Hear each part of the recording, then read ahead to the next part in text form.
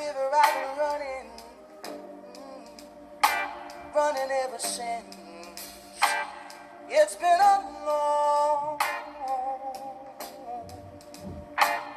long time coming, but I know change gonna come.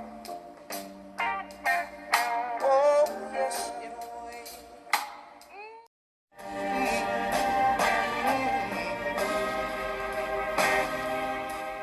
My name is Patricia C. Daway. Shunned was written during the height of COVID. We're back in Toronto where there was nothing to do, shut down, lockdown, pretty much stuck. So I was just bored and I went through my folders on my laptop and I came across all the poems I've written like 20 years ago. And they were written pretty much shortly after my mother died, in 2000, 20 years ago.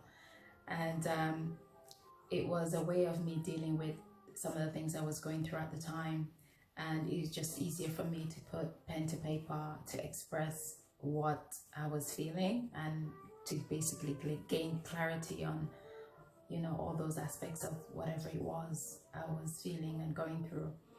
So I would normally get up around 3 a.m. in the morning or thereafter and I just write, and that's where I get the best inspiration. So yeah, and plus I always wanted to write a book.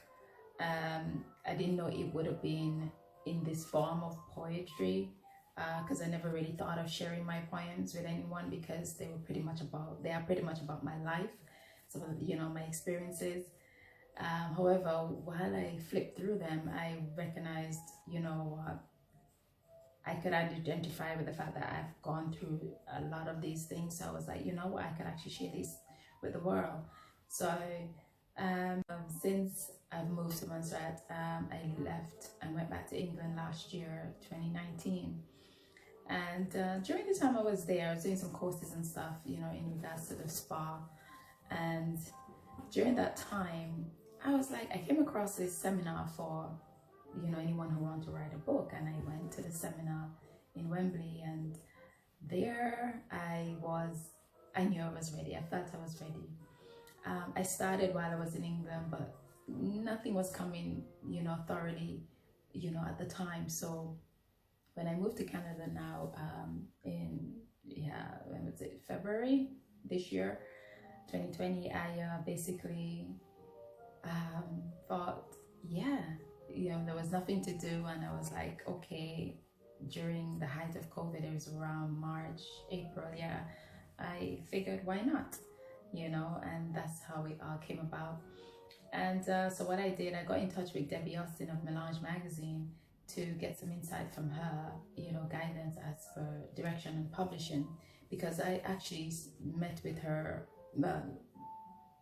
not physically, but she had an interview with me when I, about my spa in Montserrat, and so that was published. And, so having had that relation with her and then discovered that that they do publishing, I figured, we discussed about it and we went ahead in making it come to life. And then I sent a couple of my, covers that I designed, including the one that you see there now on my book. And she, we agreed on that one. But then I remembered I had a friend, a graphic designer in Antigua, whom, is very good at what he does. And I contacted him, Torres Joseph, and, I said, please, can you have a look, look over my cover and so forth. And he did, and he just fine-tuned some changes, in terms of the font and alignment and so on. And I was quite pleased with that. So having done that, then I said to him, I could, perhaps I can use you to bring some life to the pages, and that's what we done. And so working with the three of them, Debbie Austin in Vancouver, Torres Joseph in Antigua, and there I was in Toronto, and the three of us just worked remotely together. Up to this day, haven't seen each other yet. So it was just fascinating, in terms of how we collaborated and brought Shunned to life, all my guarded ramblings, from over 20 years ago. Yeah.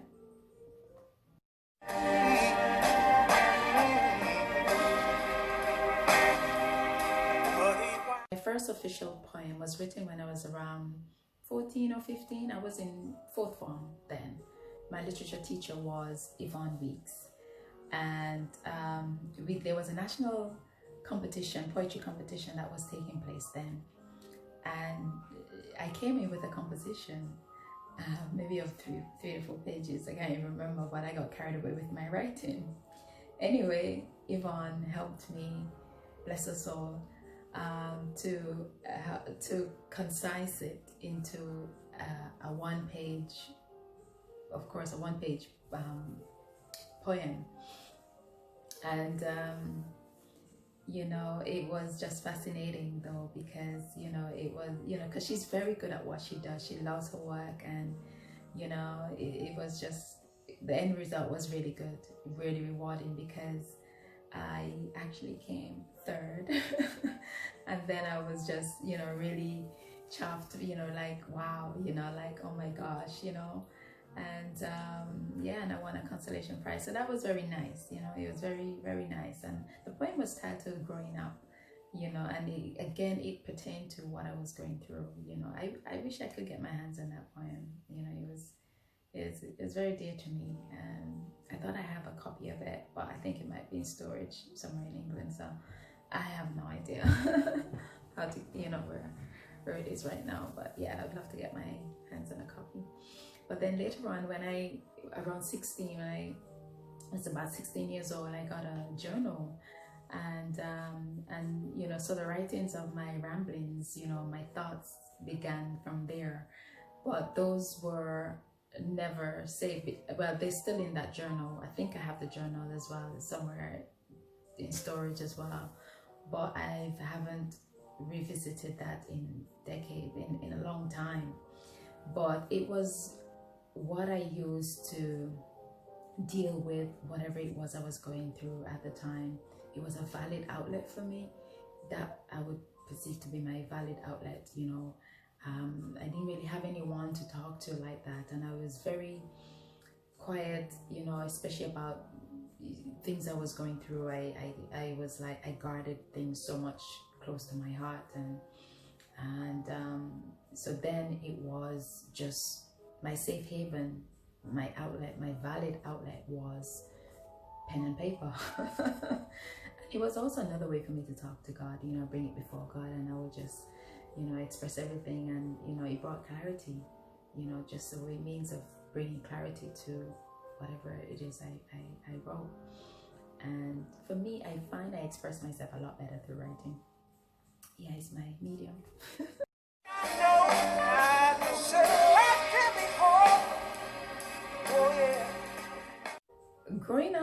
Growing up without a mother incubated a painful void in my, you know, in me, from like childhood into adulthood, and even shortly after she died in 2000.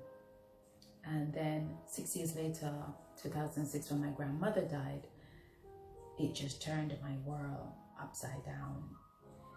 It was like a very challenging process for me to come to terms with it all. But I had to, in order to go forth in the light of my divine being and purpose.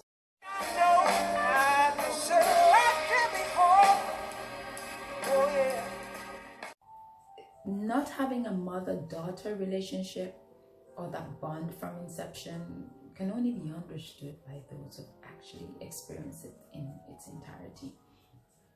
And then again, the difference may, the experience may differ, you know, in terms of how we handle it, and it may still even be dependent on, you know, various factors. Yeah. So, but nonetheless, it can leave a sense of loneliness, abandonment, unexplained void, confusion about true love, detachment, and even a lack of sense of direction. Said I know that a change is gonna come.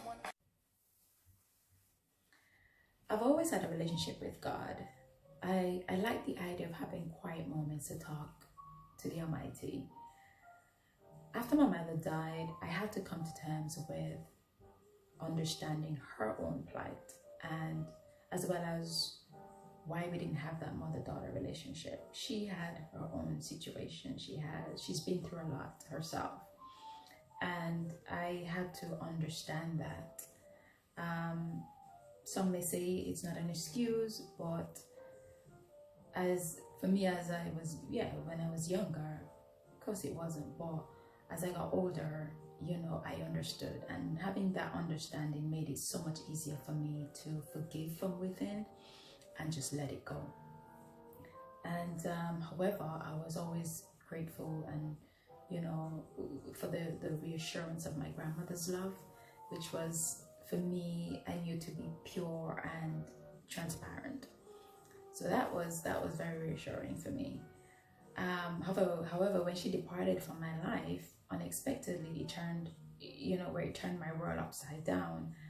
I didn't know heads with no tail as to where I was going in the state of my being. And because she was all I had, my grandmother was all I had. And months into years after her death, I couldn't talk about her without swelling up with tears inside. But then during those years, I sought God for solace and comfort to fill that place with His love. And since then, whenever I reflect on my grandmother's humility, for which I try to emulate, I just have such, love and, this fluffiness that flutters my heart. And but yeah, and I'm just grateful that the void that I carried, for those years, eventually was filled with self-love, gratitude, and enlightenment. Said I know that a change is gonna come. Eyes Awake was birthed in Toronto after I wrote Shunned. The publisher, then she told me, when we had a discussion about the magazine and whether or not I would like to publish or have an article published in that magazine every quarter. And I was like, yeah, jumped on the idea. I was like, wow, thank you. And then what I did, I wrote, during that time, I wrote a poem called Eyes Awake. And I changed that and called it Awaken. That poem has not been published yet. So I thought I'd use Eyes Awake for all of my literary expressions. So that would be the book, the articles, and later on combine the videos, as part of the whole Eyes Awake experience. So that's how Eyes Awake came about. It was just, basically, it sets the platform or foundation for enlightenment. It's like the place where I am right now, being enlightened, self-love, redeemed, and, just exuding with all of this life and light, so it's Eyes Awake, and, so much that I'd like to share. And that's the premise of Eyes Awake. Said I know that a change is gonna come one day. I know a change. Giving back. Self-love has brought me to this place of enlightenment. Even though arduous, it was worth it, as I am a better person for it. We can become lifetime prisoners of our own mind should we let it. To the world, we are nothing special unless we sacrifice our soul. Inevitably, we judge ourselves so harshly, but we ought to learn of our being and speciality. I am aware that I am an expression of the universe, operating through thoughts and emotions, exemplified by temporary human experiences, not caged by worldly thoughts and actions. I am that I am, energy that transfers, to create an experience of my interpretation for that of a spiritual purpose and being. Best expressed in the planes of higher consciousness, elevated vibrations, portal love, joy, and peace, the element of enlightenment attained, an originality we should all retain. Year 2020, the era of awakening. Whether you seek it or not, for it you will be faced. so is your choice to live on one plane. You get in life a reflection of who you are. It is productive to help people explore who they are. Teach a man how to fish to maintain sustainable growth for a lifetime dish. Times that I thought I couldn't last for long. But now I think I'm able, Father, to carry on. And it's been a long